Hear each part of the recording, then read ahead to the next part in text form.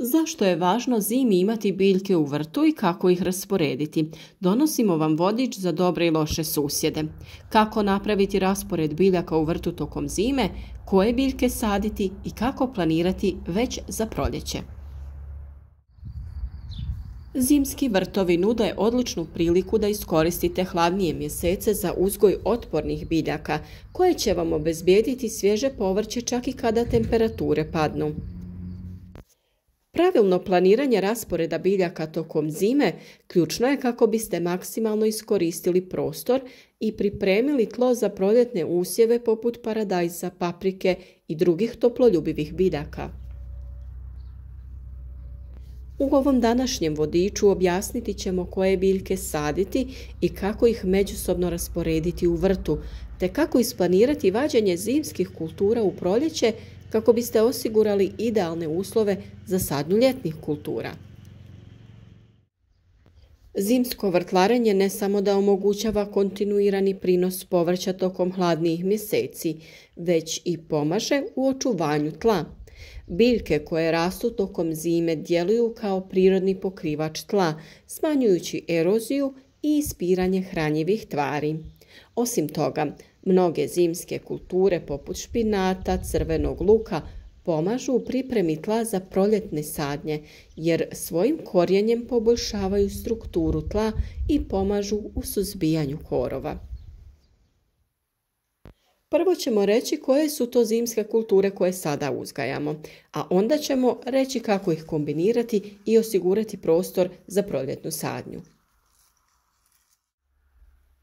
Zimske kulture su obično otporne na hladnoću i mraz, te mogu uspješno rasti u hladnijim uslovima. Evo pregleda ključnih biljaka koje se preporučuju za zimski vrt. Prvo je špinat, jedna od najotpornijih biljaka za zimu. Uspijeva u hladnim uslovima i daje brzi prinos. Može se saditi u jesen, a berba traje sve do proljeća. Tu je i neizostavna blitva, naravno, otporna biljka koja podnosi niske temperature, a njeni listovi ostaju svježi čak i tokom mrazeva. Idealna je za kontinuirano branje. Mislim da blitvu doslovno možete uzgajati tokom cijele godine. Imamo tu i jedno brzo rastuće povrće, to su rotkvice. One mogu se saditi tokom jeseni i zime, naravno i u rano proljeće. Mogu se saditi između drugih kultura kao dodatak ili kao brzi usjev koji ne zauzima puno prostora. A sada biljka koja se tradicionalno sadi u jesen i prezimljava u tlu, crveni i bijeli luk. Može rasti uz mnoge druge biljke i ne zauzima puno prostora, dok svojim mirisom može odbijati štetočine. Lako se kombinira uz mnoge različite biljke. Neizostavna biljka u svakom vrtu, u mom pogotovo, od rane jeseni je salata. Zimske sorte salate su izuzetno otporne na hladnoću i mogu se uzgajati tokom cijele zime. Ukoliko kupujete sjeme salate, iza na pakiranju provjerite vrijeme sjetve i da li su to zimske vrste salate. Imate različite zimske salate i puterice. Imamo sada još jednu brzo rastuću biljku sa blagim okusom. Rukola dobro podnosi hladnoću i može rasti kroz cijelu zimu. Idealna je kao dodatak drugim kulturama. Imamo još jedan par koji je otporan na hladnoću i idealan je za zimski vrt. To su brokula i karfiol ili cvjetača. Iako rastu sporije tokom zime, njihovi plodovi dozrijevaju rano u proljeće, što vam omogućava pravovremeno branje i oslobađanje prostora. Omiljeno zimsko povrće je stvarno neizostavni kupus. On je vrlo izdržljiv na niske temperature i uspješno prezimljava. Njegovi zbijeni listovi ostaju jestivi kroz cijelu zimu, a berba traje sve do proljeća. A sada prelazimo na onaj dio kombiniranja biljaka. Koje biljke saditi kraj kojih? Zimski vrt nudi priliku za strateško kombiniranje biljaka. Sadnja određenih kultura zajedno može poboljšati zdravlje biljaka, optimizirati prostor i smanjiti potrebu za upotrebom zaštitnih sredstava. Donosimo vam nekoliko primjera kombinacija biljaka koje će najbolje funkcionirati tokom zime. Ova kombinacija je mnogima već poznata, špinat i crveni luk. Špinat brzo raste i, naime, može se saditi između redova luka. Ove biljke se međusobno ne ometaju, a luk može pomoći u odvraćanju štetnika koji napadaju špinat. Još jedna odlična kombinacija je blitva i rotkvica. Rotkvice brzo rastu i mogu se saditi između redova blitve, koja ima duži period rasta. Ovo omogućava efikasnije korištenje prostora, jer ćete rotkvice ubrati dok blitva još uvijek raste.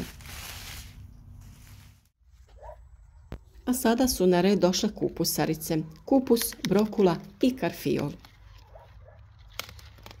Ove biljke pripadaju istoj porodici, krstašice ili kupusarice, i mogu se saditi zajedno. Međutim, važno je da rotirate njihovu lokaciju u vrtu svake godine kako biste izbjegli nakupljanje bolesti specifičnih za krstašice. Sljedeća kombinacija je salata i rukola. Odlično se slažu u vrtu, a odlično se slažu i na tanjuru. Naime, obje biljke brzo rastu i imaju plitak korijen, pa se mogu saditi blizu jedna druge. Također, ove biljke podnose hladnije uslove, što ih čini idealnim zimskim kombinacijama. U zimskom vrtu crveni i bijeli luk slažu se gotovo sa svim, jer on u tom razdoblju zauzima jako malo prostora. Tek kasnije će mu trebati prostor kada poberemo različite kupusarice i salate, da luk ostane u tlu i da se razvija, da popuni svoje glavice i da ga ostavimo da dozrijeva. Možete ga saditi kraj bilo koje ove već pomenute kulture, a odličan je za sadnju uz kupus jer pomaže u odbijanju štetočina poput kupusne muhe. Ova kombinacija će značajno smanjiti pojavu različitih štetnika na kupusu, također će i smanjiti potrebu za našim intervencijama sa nekim prirodnim preparatima. Jedna od ključnih prednosti zimskog vrta je to što kada zimske biljke dođu do kraja svog ciklusa, tlo je već pripremljeno za proljetnu sadnju. Zbog toga je važno pažljivo planirati vađenje biljaka kako bi oslobodili prostor za proljetne usjeve poput paradajza, paprike, krastavaca, tikvica i sl. Postoji tu nekoliko koraka za planiranjem. Prvi je berba zimskih kultura. Većinu zimskih biljaka poput špinata, rotkvica i salate možete početi brati već u kasnu zimu ili rano proljeće.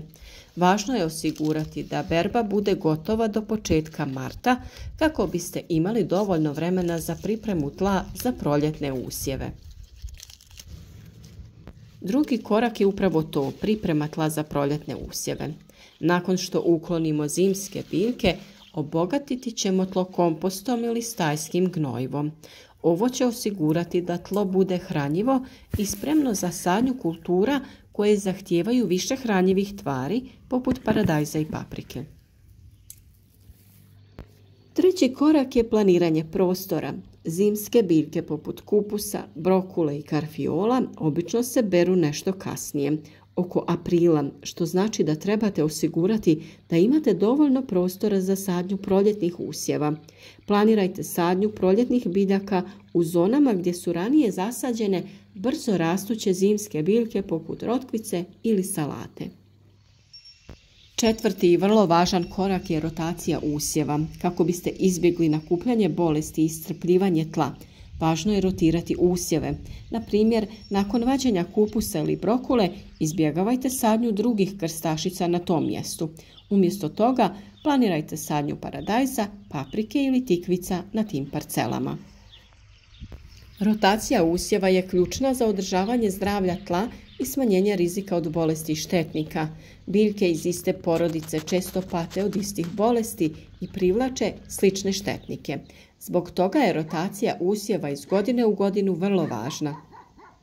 Krstašice poput kupusa, brokule i karfiola ne bi se trebale uzastopno saditi na istoj lokaciji.